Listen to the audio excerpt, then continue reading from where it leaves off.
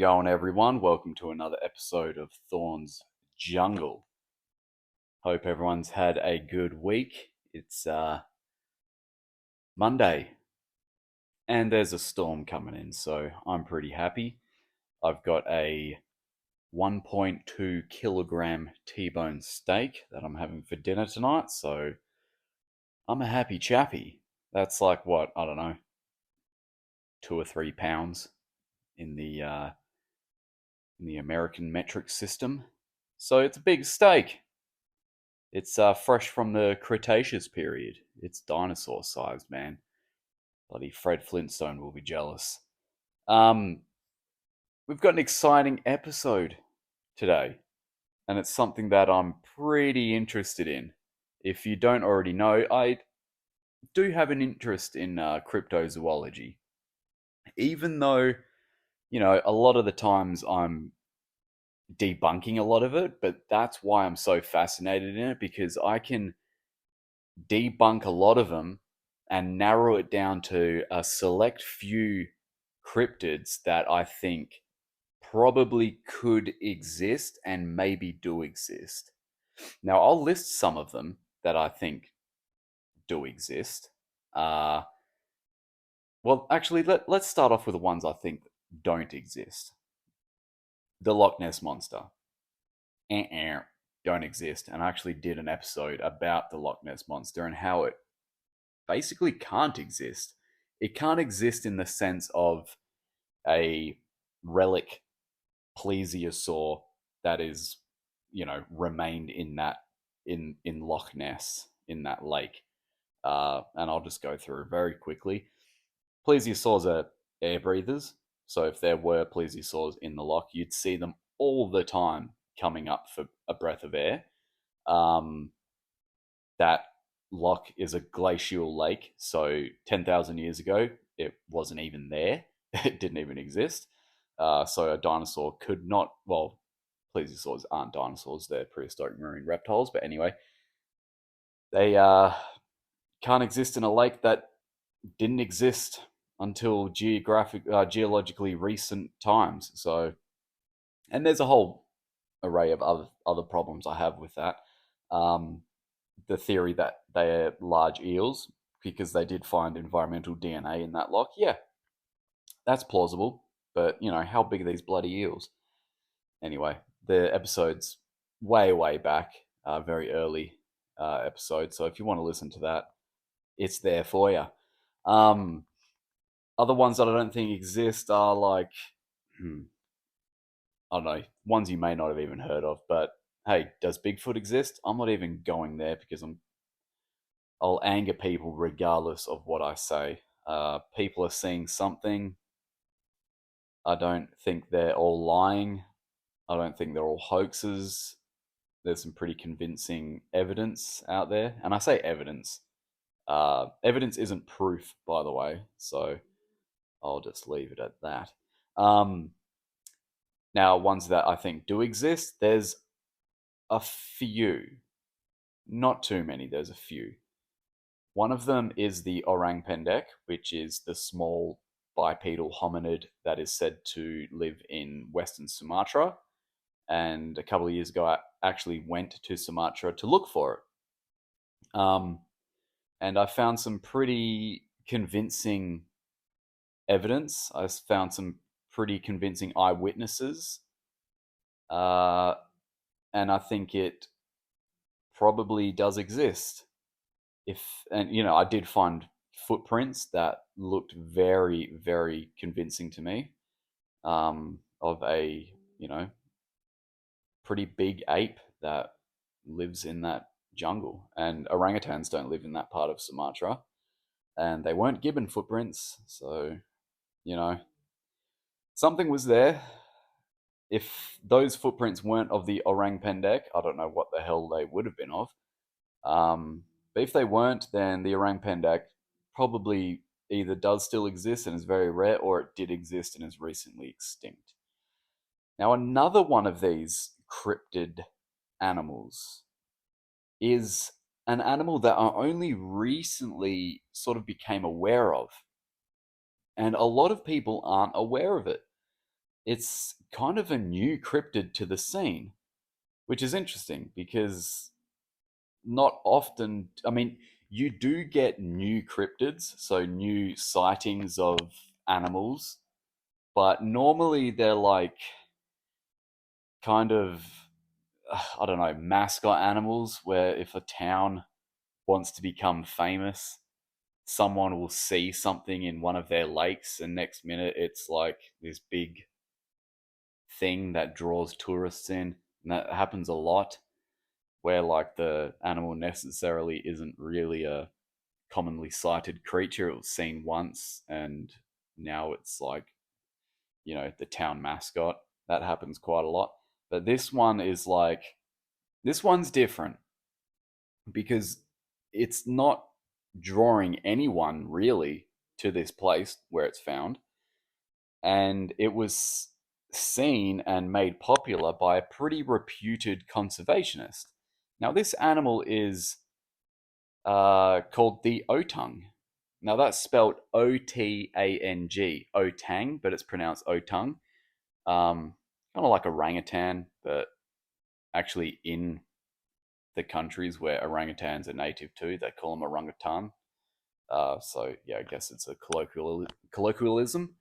But this animal is found, well, has been seen in the Knysna forest in South Africa.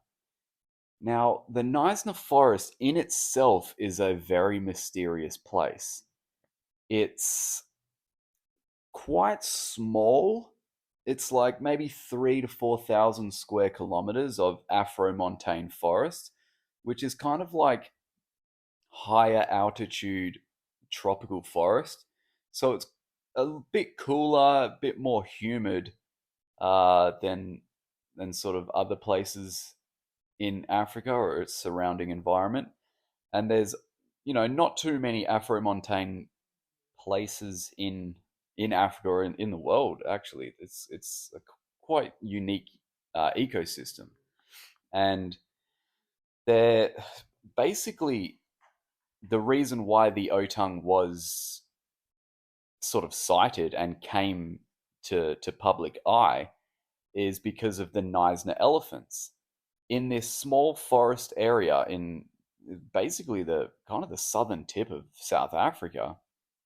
Um, there was a population of elephants in the Knysna forest, and up until the past 100 years, they've just been fewer and fewer. They were hunted a lot back in the day, and up until 2019, there was only one lone female African elephant found in the Knysna forest, and a conservationist that is sort of well renowned for working with lions. His name's Gareth Patterson. He's a South African guy, or he's from maybe another country. He spent a lot of time in other countries. Um, so I'm not sure if he was born in South Africa, but he's a white African dude. And he worked a lot with lions. He's uh, of Born Free fame. Um, so the Born Free lions. I'm not sure if you heard that. If you haven't, have a look into it. But anyway, he was doing work on the Knysna elephants, basically out there seeing if there was more than just this one lone female. And long story short, he found plenty of evidence that there was at least six elephants actually still alive in the Knysna forest. He found dung. He found DNA from separate individuals that suggested that this last female wasn't the last in that forest, which is really cool. Pretty cool. Is it enough to, bring back that population of elephants? Probably not. And if they did breed, which there was evidence that there was an infant, that genetic bottlenecking is going to be pretty crazy. It's going to be a lot of inbreeding there, which is a shame. So conservationally, it's pretty safe to say that population is functionally extinct, which is very sad. But in this search for these Knysna elephants, Gareth Patterson sort of found himself in an even deeper mystery, and that was he was taking some Germans out. I think he does like guided tours through that forest. Now there's no larger like there are leopards in this forest, but there's no lions or anything like that. But he was taking some German tourists out and about, and they were off doing something. They were out spending their day out, or they weren't part of his group. They were a different group. But anyway, there was German tourists, and he said he saw them in the bar, like the hotel lobby bar or whatever. Maybe it's a lodge. I'm not sure. Um, he saw them at the end of the day, and they looked quite shaken up. And he was like, what's going on? They were all sort of quiet, which Germans typically are. They're not noisy, boisterous people, but he did recognize that something was wrong. So he went and was like, "Oh, how was the day?" And they're all kind of quiet and evasive, I guess. And they said to him, And Garrett, we saw a monkey that did not have a tail in the forest. "I'm not going to put that voice on anymore." He said, "Hello, my name is Sven, and I saw an ape, a very unusual ape." Sorry, had to do it. Anyway, he said they saw an animal, a primate that didn't look like anything that they had ever seen before, and he was like, "Well, it was probably a baboon, because there are Shakma baboons in that forest." So you would have seen a baboon, a large baboon. They were like, "No, this wasn't a baboon. It was walking upright. It didn't have a tail. It was a lot larger, and they almost seemed, you know, offended that he would suggest that it was baboons. And they've seen baboons before, and this was not a baboon." So he was like, "Wow, okay, that's strange." I mean, I'm sure he was still probably convinced that they saw a baboon because tails of things get blown out of proportion uh, quite a lot. But sort of the longer he spent working in this forest, with these elephants and stuff, and I'm pretty sure he lives quite close to this forest as well. He started hearing stories from the locals. Now, with things like this, they can remain untalked about and unheard of until you bring it up and start talking to people about it. Because there are sort of two reasons for this. One reason is a lot of people don't really like talking about this sort of stuff because if they have seen something strange, there is a relentless amount of ridicule that comes with it. Like an insane amount. People that have seen Bigfoot and stuff like that, like it can potentially ruin careers, and ruin lives because you look like a loopy person. So that's one reason. But another reason is, especially for the locals living in that area, is the fact that it's just another animal living in the forest. And I found this when I was in Sumatra looking for the orang pendek. It wasn't really a big deal. The witnesses that saw the orang pendek, it was pretty much just like, oh, it's an animal that we don't see that often, and you're kind of lucky to see it, but it's just another animal. They don't really see the significance of it because they live in a forest where there are a lot of animals. Some animals they see more than others, and when they do see them, they don't go, "Oh wow, that could be the largest zoological and anthropological discovery in the last 100 years." They don't see it that way because they're just used to seeing animals, and that one is an animal that lives in the forest just like a leopard does, you know. So that's another reason why they're not out there talking about it because there's nothing to talk about in their mind. So the more he sort of digs into these locals, the more they're like, "Oh yeah, it's called the Otang. It lives in the forest. It's a pretty secretive animal, but yeah, they live here."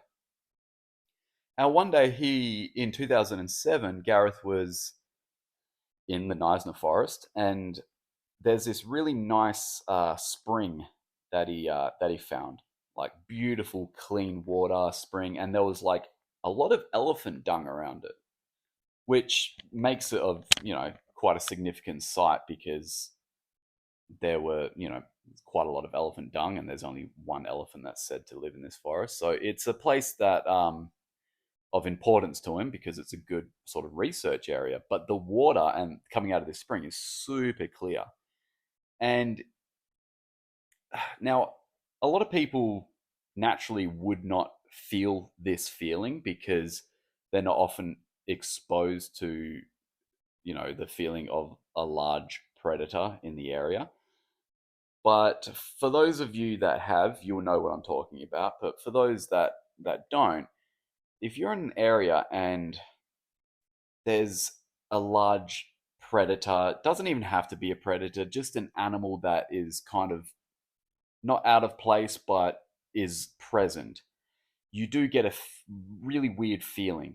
You get a feeling like an instinctual, vestigial, uh, like vibe that's in the air. That okay, something's here. Something's watching me, and you do feel that physiologically, and also in your environment. Maybe the birds will stop chirping, things like that. Uh, and this happened to Gareth. He was like, okay, something's here watching me. Like I can feel it. And he was saying that a lot of times, if you stumble across a lion or something like that, and it's just chilling under the under a tree, just don't look at it and just keep moving like nothing happened. Like sort of like it knows that you're aware of it, but you're not making a big deal. You're not going to run because that triggers the predation sort of instincts in big cats.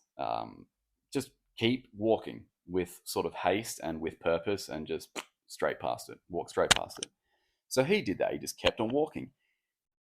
He could tell that this thing was watching him from behind some shrubs, and he didn't quite know what it was, but he got the vibe that it could be this Otang that he's heard about. And turns out it was. So he's walking and sort of looking out the corner of his eye, and sees this thing looking at him from over these shrubs, and it was an Otang. He described. Sorry, someone's at my door. Sorry, someone just knocked at my door. Paige, calm down, calm down. That's the Amazon guy dropping off a delivery. Of course, I'd have to do it like right in the middle of a podcast. And there's the dog. Peach, come on now. Oi, come on. Job done. That'll do, Peach. Come on. Peach. Din-dins. Din-dins. Stop your huffing and puffing, please. She's a good dog. She's just doing her job. That's enough. Why do they knock on the door like that? He's leaving it by the door. It's through a gate. Don't knock as well. Just leave it and move on. So yeah, he sees the Otang. He described it as dark in coloration, about 5'3" in height, and a upright bipedal kind of ape man. And he got the vibe that it was a male. It was very well built. It was stocky, but he also got the vibe that it was kind of a subadult, so not fully grown. Um, and yeah, often when people research animals, cryptids, most of the times they never actually lay eyes on them. Most of the times. You talk to 9 out of 10 Bigfoot researchers, and well, if you talk to 10 Bigfoot researchers, maybe one of them has actually seen a Sasquatch. The rest of them hear Sasquatches, they find footprints of Sasquatches, but that's it. So the fact that you become aware of a cryptid, and he's not out there looking for these cryptids. He's just out there looking for these elephants and doing research on these elephants. It just happens that it's in the same location that this cryptid lives. So he's heard about it, and finally he sees one. Now he's talking to other eyewitnesses. He's talking to a neighbor of his that said she saw one out the front of her house crossing it come across a road, and a truck went past and illuminated it, and it was big, like really big. Um, but for some reason, when I find out that these animals are huge, it kind of makes them less believable. If you know what I mean, like why? Like okay, a bipedal hominid that has never been discovered that walks upright. Okay, fair enough. But why does it have to be 8 foot? Why 8 foot? And the Gigantopithecus thing, well, that it migrated via land bridges to North America. I ain't buying it. Sorry. Um, but she said this one's maybe like 6 foot, which is believable. Okay, humans are often 6 feet tall. I'm over 6 feet, so that's good. And same with the orang pendek, it maxes out with eyewitness sightings at about 3 to 5 feet tall. That's max, so that gives me a little bit more comfort. Um, but in 2009, Gareth saw a second one. He it was a bit more sort of had feminine features to it. It was a beige color, which isn't tremendously unusual with apes that they get lighter the older they get. And this one was a bit taller, bit sort of more slighter built, and you just got the vibe that it was a female of the species and a beige in color. So he's gotten 2 sightings of these animals, which is like incredible, like amazing. I mean, with the orang pendek, one of the most uh, the person that did sort of the most amount of research on the orang pendek has only seen it twice in her entire life. Uh, so it's super lucky, insanely lucky, and he's got these accounts. So these accounts he hasn't really made tremendously public. The only really, the only real way you can read about these accounts are in his recent book, which isn't even about the Otang. It's about the elephants, and there's a chapter or so about the Otang in there. So this isn't a guy that's like rocking up at Bigfoot conventions or crypto conventions to try sell merchandise and things like that. He's not doing that. He's a conservationist that was working on the Knysna elephants and happened to see an undescribed to science ape person, hominid out in the forest. And he, as you would as a conservationist, you would ask people about it. You would interview people. Hey, have you heard about this? And it turns out a lot of people have seen it, have heard about it, and know that it lives there. So it just makes it that much more believable. You know what I mean? And it's like, oh, maybe he put him in the book to sell the book. But the thing is, like, when he was promoting the book, he didn't promote the Otang at all. He was just promoting the elephants. That's the highlight of the book. That's what the book's about. If he wanted to promote his book, he would have written an entire other book about the Otang, and he's got a fair amount of eyewitnesses uh, that he could write a book on the Otang, but didn't. So it's pretty believable, and it's one of those things that I find that I tick off the list as a credible witness. He's got nothing to gain from the Otang. He's a conservationist. So that, as I was saying, is why I think the Otang is fairly believable uh, as a cryptid that could exist. Okay, Peach, you can come up. I'm actually doing the podcast this episode from from my couch. There you go, Peach. My squeaky couch. Hear that? That's the springs on this couch. Um, so orang pendek and the Otang, believable cryptids, and especially the Otang, because if you think about where mankind first originated from, it was Africa. Our like earliest ancestor, the Australopithecus and the Australopithecines. Australopithecus actually means southern ape. Were found in Africa. They were found on that continent, and that's where the cradle of life is. Um, that's where the theory of the out of Africa theory came from, because our earliest, uh, ancestors, were found in Africa, and the human species speciated out of Africa.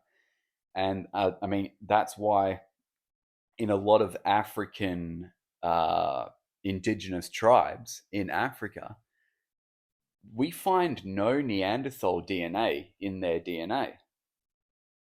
With white Caucasian people and I think Asian people, we have between 2 and 6% Neanderthal DNA. Now, why wouldn't you find Neanderthal DNA in Africans? Because Neanderthals evolved and speciated outside of Africa. The hominin lineage had already left Africa when Neanderthals evolved throughout Eurasia and parts of Central Asia. Now, in some African tribes, you do find Neanderthal DNA because there is a common theory that humans speciated outside of Africa and migrated back and forth back into Africa and obviously interbred with other hominin species. So some don't find any Neanderthal DNA, and some you do find Neanderthal DNA. So humans have been in and out of Africa ever since the dawn of man. Uh, so it's pretty interesting. And if there was going to be a relic hominin still living today, Africa would be the first place you'd look.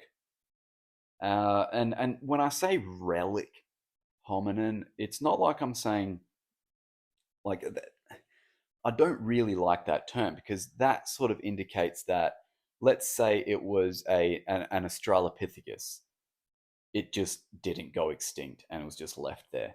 That's not really a likely scenario. A likely scenario is it is a hominid slash hominin that evolved alongside humans, as did apes, uh, and has just been undiscovered. So it is a bipedal ape that evolved like we did from our early ancestors, speciated, branched off, and just evolved isolated and separately and just hasn't been discovered. That's a more likely scenario.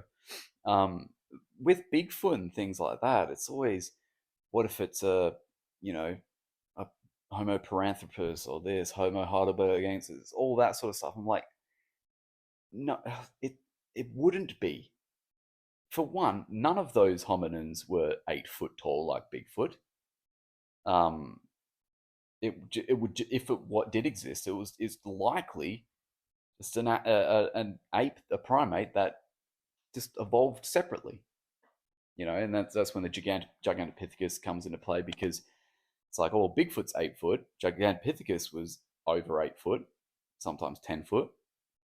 It has to be related to Gigantopithecus. But that's just filling in the blanks with your own theories when there's no actual evidence for that whatsoever. Oh, across the land bridge, blah, blah, blah. We haven't found any fossil remains in between parts of China where Gigantopithecus was found and North America. So what, it just disappeared from China and just appeared on North America? No, probably not. Anyway, I keep going into Bigfoot rants. Back to the Otang. So that is more likely what's happened, and they have found very, very old hominin footprints. So a hominin is an animal that is part of the human lineage. A hominid is just anything that's an ape. So we are hominids. All apes are hominids, but not all apes are hominins. Okay, so we are hominids and hominins. So they have found footprints that look remarkably similar to humans. Not to say that it is a Homo sapiens, but it is a hominin, so from the human lineage, that date back over 300,000 years in South Africa. And the footprints from the Otang look very similar to a human's. They look like a barefoot human. That's kind of, but a more thinner footprint. Longer, thinner footprint, which is interesting because things like the orang pendek that I went looking for, it had a a divergent hallux, which is the big toe. So if you look at a chimpanzee, their big toe basically sticks out like a thumb.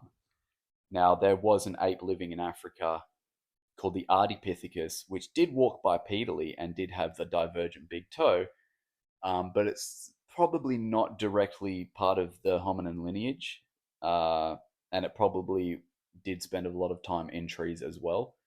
But if you are a bipedal ape, you evolve to walk bipedally, and that means tucking that, getting that big toe will evolve inwards like a human foot. That's conducive of walking bipedally, um, which the Otang has. So it's a very interesting cryptid, and it's been known about uh, through Gareth Patterson for a number of years now.